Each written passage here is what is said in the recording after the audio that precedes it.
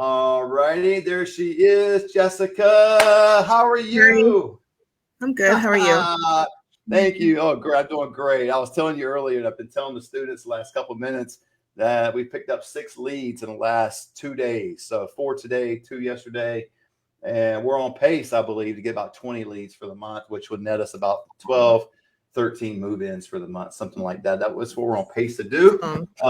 Yeah, and with students like yourself and others, I was telling them you're just one contact away. That's it, just one contact away from revolutionize your business. A skilled nursing facility is the equivalent of like a $72,000 building. So anyway, we didn't come on here to talk about me and talk about what I'm doing. We came on to talk about you. Jessica, I've been talking to here and there, and I asked her if she'd be gracious enough to come on live and just have some questions for me. And that way I can have my audience, there's the students out there hear the questions, and that way you guys can benefit from it. So Jessica, fire away. What's the first question? You probably mentioned it in your videos, but I don't remember. Do I need insurance for my company? Would it be best to get it? Yeah, it definitely would be best. It's optimal to get insurance. I've got a contact. Doesn't mean she's the only one. A lot of your insurance companies out there this is unfamiliar space to them. I've heard stories where they're trying to package you a little bit differently. So I've got a contact. It'll give you a great start to do it. So yes, I would recommend it. Do you need it right away? No, obviously it's like anything else. You don't need it right away until you need it. So insurance in this business is a necessity if you get caught up in a lawsuit. Hopefully it'll never happen. It's never happened to me. I have heard of a agency that got wrapped up in one about 5-6 years ago, and it was up in the Bay Area, and a senior ended up falling. They got hurt or they died. I can't remember. I know that's a big extreme where they got hurt or died, but I can't remember the whole story other than the fact that the family sued the community.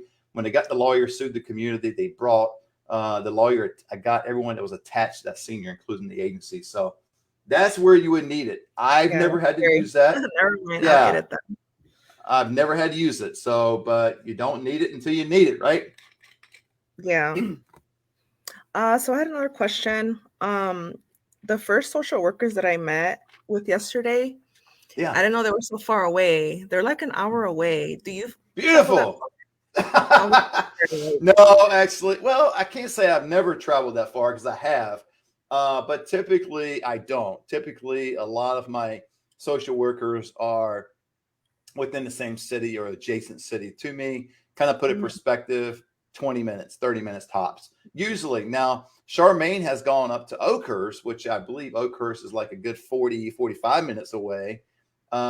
She will be going to Madera. We're getting that rehab. So we're getting that rehab, and that's a good, I think that's about 45 to an hour, depending on where you start. So there will be some that we go that far, but most of the ones that I deal with are within 30 minutes, something like that. So you want to try to work within your neighborhood or at least close proximity to where you live, and go from there. So especially if you're cold calling, I would start, where you live, put that dot on the page of the map, and get that circumference, goes all the way around, boop, and that's where that map, and that's who you want to hit first. And there might be some that you know about, you've heard of, that are a little bit further out that you want to go to, but yeah. Well, they're in the aging connection group that I told you about, and they wanted to partner up with me. So I was like, cool, but I didn't know they were so far away. Oh, wait. But they want to do what? They want to partner up with you? Mm-hmm. Is that what you said? I don't care if they're 5 hours away. The reason that you know what I mean? That I was like, okay, it doesn't matter. It's because they're in that agent connection group that I'm in. And when I asked, who'd like to partner up with me, so we can help each other, they're the first ones who responded. And when we met yesterday, I didn't know they were so far away. You see what I'm saying? So I didn't pick them. But that's okay. But they picked me. Yeah, absolutely. Or else I would have gone closer. Yeah, if they want to partner with you, I don't care how far they are. I'd go. Okay, cool. Yeah. Now, if they want to do if they're real far out and they say, yeah, you can stop by, like to see you, you can drop off your collateral, standard, ordinary shop information and terminology, then I probably wouldn't go. But if they're talking about they like to partner with me, work with me, give me leads, man, I'll make that one trip. And what I would do is I would figure out if it's an hour away, like you said, then I would pick skilled nursings around that skilled nursing. If I'm going an hour away, I'm not just going to one place. I'm going there and I got 4 or 5 others that I'm going to drop by. I got an appointment with this community. They want to do business with me. They want to partner with me. And now 4 or 5 other communities around that area, I'm just going to hit bang, bang, bang. Cool. Hey, we're working. And then you can go in with confidence and say, hey, my name is, I work with, the reason I'm here, we do business with, don't tell them, but a skilled nursing facility in the area. And we would love to partner with you to help you out and provide resources for you, for your residents. Also, for the low income apartments, do you place people in those? No, low income apartments. Well, it depends on, like, for independent communities, we do. But if we get into like actual apartments, we don't. Apartments in my area, maybe it's not true for across the nation, but in my area, apartments don't give out referral fees. They just don't. They don't do that kind of stuff. I mean, they might give somebody they know a finder's fee, a $50 bonus for, a coffee card or something, but the ones around here don't do referral fees. And so if they really need something like that, we would remain in the process to help them out, but realizing we're not getting anything for that. Just get them resources. Yep. So a lot of people complain about that certain agency, the nationwide one. So I know. The big A one. The A agency. Yeah. Would it be bad? Would it be bad? So would it be bad to put on there because I'm making some flyers, and I wanted to add, to avoid nonstop calls and emails from other agencies, refrain from entering your private information into search engines online.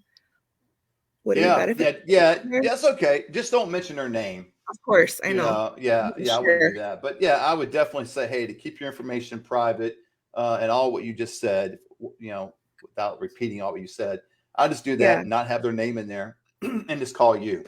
Yeah, make it more about your agency, what makes you different, how you're standing apart, how you can help them, keep their information private. I think some people get it, especially if you start talking about, getting spam calls, telemarketing calls. Everybody, I mean, I get that stuff every day, and I'm sure I'm not the only one. Everybody gets that kind of stuff. So nobody likes getting those type calls. And so, let's mention what you said right there, minus the A name, and just do that. Yep. Because when I met with the social workers yesterday, I told them what I do, and they were like, oh, we would love that when they're overwhelmed. And they were like, would you help us? If we have people that need to go to low income apartments, would you help us with that? And I was like, yeah, of course. So that's what I was asking. No, great answer. I would have said the same thing. Okay, cool. Because I provide, because you always want to be of help. You never want to say no because you actually are going to help. We've said all the time that we're more of a advocate for seniors than a referral agency. So this is what makes you more of an advocate for seniors is you support seniors, right? You assist seniors, you help them. And so if that's the case, if they need resources for low income apartments, the answer is always yes, we would help them. Because worst case scenario, I Google it, I talk to a few people, I make a few phone calls, and I'm not getting paid. But what could happen is that puts me in good grace with that social worker. Now, what could happen is she might give you a couple, 1, 2, 3, 4 more of those, and you're going, okay, now it's turning into a freebie. But keep your spirits up. I've been there, done it. You just got to keep weathering the storm, and all along knowing you're just building that relationship with him or her. And eventually you're going to crack it and get something that's going to put something in your bank account. Okay. Yep. But they'll remember that. I'm telling you, everyone I've done that with, it's frustrating at the beginning because then you psychologically start thinking that's all you're going to receive.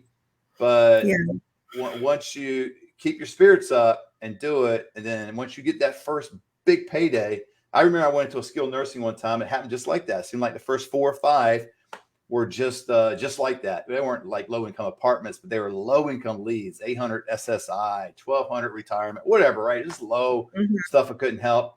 And so like the fifth time I got called again, I was going in there and getting the leads at the time. And they were like, you know, hey, I got another one. And my first thought was, oh, here we go. And it was actually a $5,000 client. I was like, holy crap, I'm actually going to get paid for this one. Oh, it's amazing. Yeah. So, but yeah, just weather the storm and just realize, always return back why you do it. And this is why you do it, to help seniors. You're an advocate for seniors. So you don't get those freebies. I do the same thing. You know, we got 6 leads right now that just came in 2 days, but I can look at my next step sheet that's right next to me on the other screen. And I could look at maybe 1, 2 of those might not pan out. But see, it becomes a sheer numbers game. I'm just trying to get to 20 leads. Just give me 20. Notice I didn't say 20 leads at the beginning and 20 move-ins. 20 leads will give me about 12 or 13. It's going to, you know, 6, 7, 8 of them are not going to, they're going to fall out, you know, for whatever reason. It's going to be low income, or they're going to change their mind, do something else. But yeah, don't be fearful of that. Somebody put on there, they put, that is my fear. I don't want to give many freebies. I don't blame you, man. I don't want to give out freebies either, but we have to do that sometimes.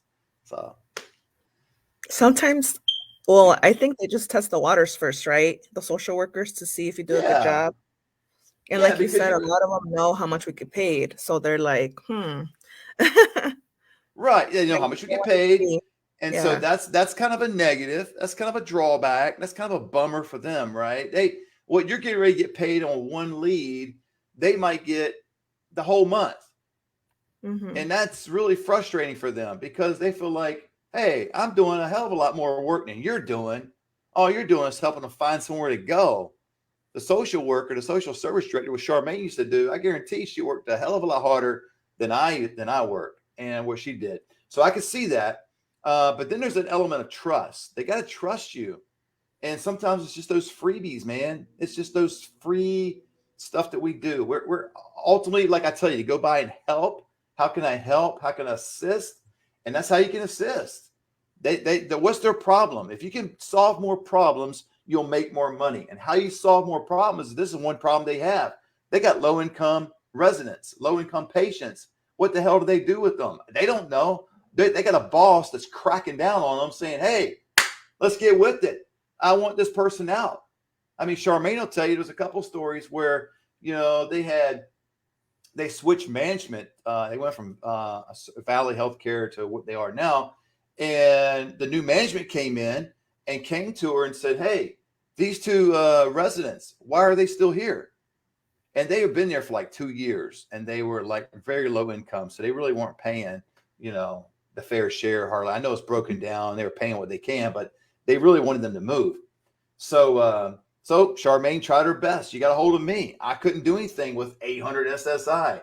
So the management came back to her several times after that going, okay, hey, what are we doing with this group? And she's like, well, we're trying, but, you know, so far nothing. Like, okay, I understand you're trying, but when are they leaving? Well, they only have 800 SSI, so we're trying to find a location. I'm working with an agency, but they haven't moved yet. Okay, great. Well, when are they moving? And she was like, see, they get a lot of pressure, is what I'm saying. Social service directors, social workers, a lot of pressure, a lot of headaches. I heard about, just today, I heard of a social worker that wants to resign and quit by August. It is a high intense, high pressure position. And we got to go in and relieve some of that stress, take some of that stress off their shoulders. And how you do that is possibly doing some freebies. It doesn't feel good on your part, but it makes them feel good. And then the trust happens, the relationship happens, and she'll remember that. I'm telling you, down the road, when she gets some actually legitimate leads, you'll get it.